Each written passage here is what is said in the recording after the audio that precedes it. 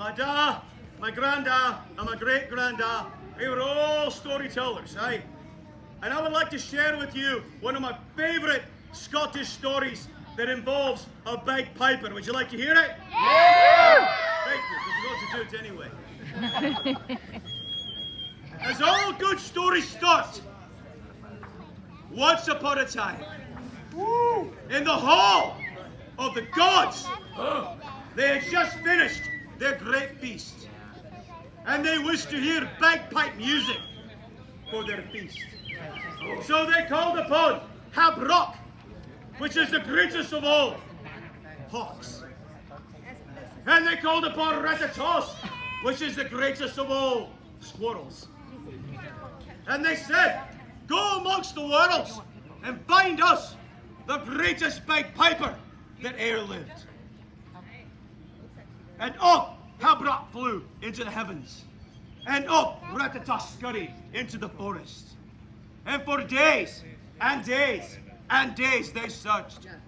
And they'd almost given up hope when one day they heard in the distance the finest melody they'd e'er heard.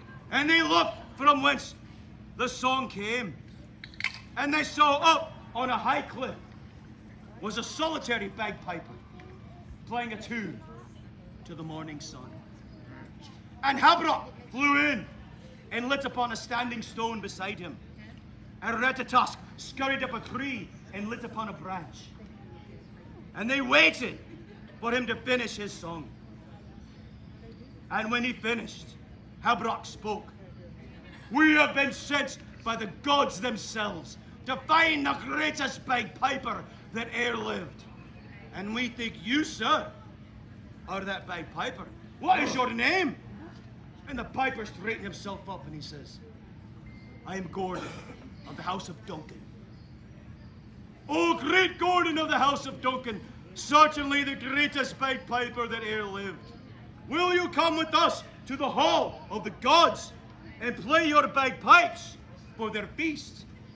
And again, with nary a hesitation, Gordon of the house of Duncan said, I will. And off they flew to the hall of the gods, where they presented Gordon of the house of the Duncan, in front of the gods themselves. And as gods tend to do sometimes, when presented with a mere mortal, they looked at him a wee bit scornfully, eh? And they said, you, wee man, you are the greatest piper that e'er lived? Well, if that's true, bless a tune. And Gordon of the house of Duncan struck in his bagpipes. And the song that he played was so beautiful, so moving, so stirring. The gods themselves wept. And soon they fell into a deep slumber. And when they awoke, standing there before them still was Gordon of the house of Duncan. And the gods spoke.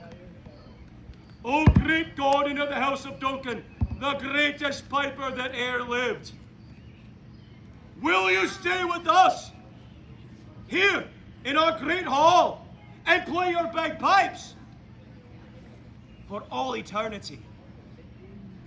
And again, with nary a hesitation, Gordon of the house of Duncan said, I will. And to this very day, Gordon of the house of Duncan resides in the hall of the gods, playing his bagpipes for all eternity. We are going to play for you now the very song that Gordon of the house of Duncan played that day for the gods. For we believe a song worthy of the gods is certainly worthy of all of you fine folk today.